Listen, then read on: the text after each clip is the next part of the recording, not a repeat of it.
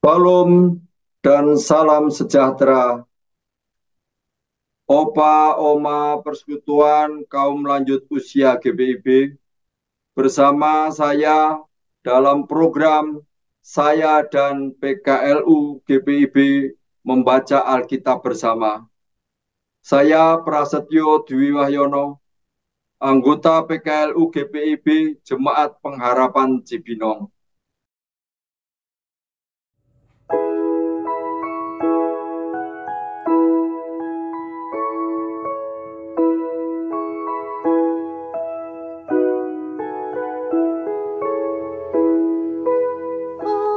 Haleluya, pujilah Allah yang agung Maha Esa. Dalam Kristus kita kenal Allah yang hidup, Bapa kekal. Langit buana semesta patut memuji masanya, karena berkat-Nya tak henti, limpah kasih-Nya tak terperi. Haleluya, pujilah Allah yang agung Maha Esa. Dalam Kristus kita kenal Allah yang hidup, Bapa kekal. Sebelum kita membaca firman Tuhan, mari kita berdoa. Ya Tuhan Tritunggal yang Maha Kudus, Engkau telah menganugerahkan segala perkara dalam hidup kami. Terima kasih Tuhan, dan pada saat ini kami ingin membaca sebagian dari firman-Mu. Ya Roh Kudus, datang dan kuasai kami, agar kami mampu membaca, mengerti, dan melakukan dalam kehidupan kami selanjutnya. Di dalam Kristus, firman yang hidup, kami berdoa. Amin. Pembacaan Alkitab pada saat ini diambil dari 1 Korintus pasal 8 ayat 4 sampai dengan 7. Kami baca sesuai dengan Alkitab TP2. Tentang hal makan daging yang dipersembahkan kepada berhala, kita tahu tidak ada berhala di dunia dan tidak ada ilah selain Allah yang esa. Sebab sungguh pun ada apa yang disebut ilah, baik di surga maupun di bumi. Dan memang benar ada banyak ilah-ilah dan banyak Tuhan-Tuhan yang demikian. Bagi kita hanya ada satu Allah, yaitu Bapa, yang dari Dia berasal segala sesuatu, yang untuk Dia kita hidup. Dan satu Tuhan saja, yaitu Yesus Kristus, yang karena Dia segala sesuatu telah dijadikan, dan yang karena Dia kita hidup. Tetapi tidak semua orang yang mempunyai pengetahuan itu. Ada orang yang karena masih terus terikat kepada berhala-berhala, makan daging itu sebagai daging yang dipersembahkan kepada berhala. Oleh karena hati nurani mereka lemah, hati nurani mereka dinodai olehnya. Demikian pembacaan Alkitab. Renungan malam hari ini diberi judul Sembahlah Hanya Tuhanmu. Ketergantungan kita pada perangkat teknologi saat ini seperti gadget atau gawai perlu kita waspadai karena dapat menjauhkan hubungan kita dengan Tuhan. Kita dapat jauh dalam penyembahan berhala modern. bila kita lebih mengutamakan perangkat teknologi dibandingkan hidup bergantung kepada Tuhan.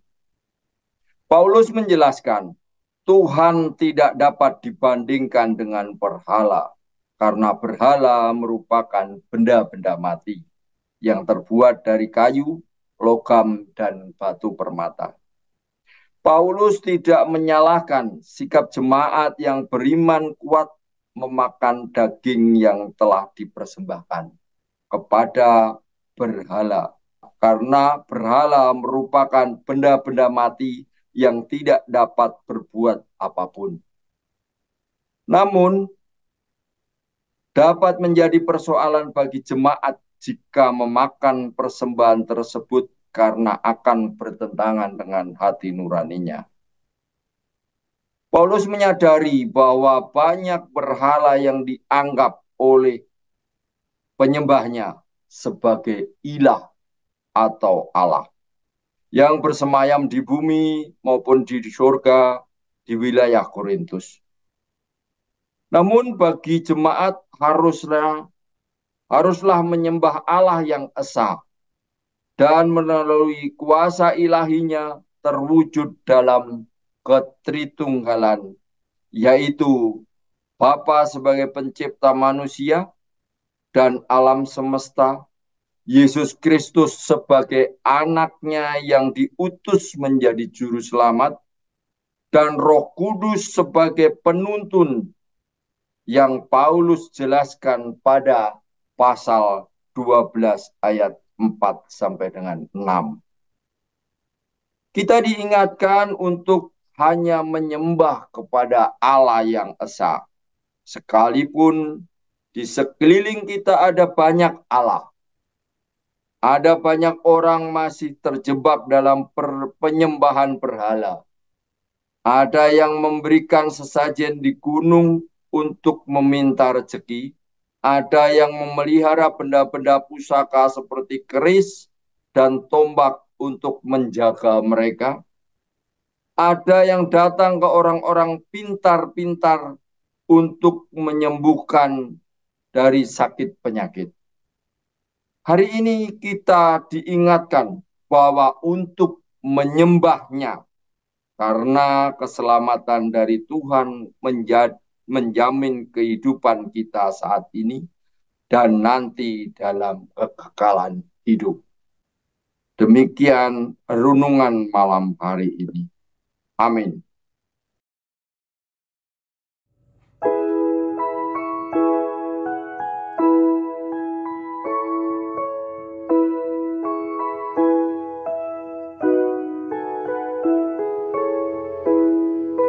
Wahai dunia, soraklah, angkat suaramu, nyanyilah, tabulah tifa dan gendang, iringi puji dalam tembang, haleluya, pujilah Allah yang agung maha esa, dalam Kristus kita kenal, Allah yang hidup Bapa kekal.